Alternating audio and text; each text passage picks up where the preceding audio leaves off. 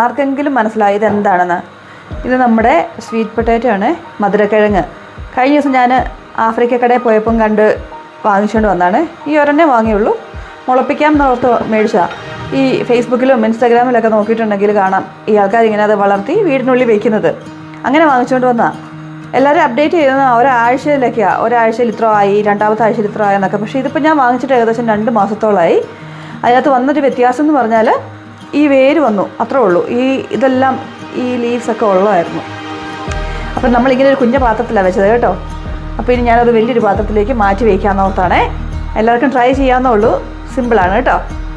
ഇഷ്ടമായെങ്കിൽ ലൈക്ക് ചെയ്യണേ. നമ്മൾ ഈ ഒരു പാത്രത്തിലേക്ക് മാറ്റി വെച്ചേ, നോക്കാം അതെങ്ങനെ പോകുന്നത്.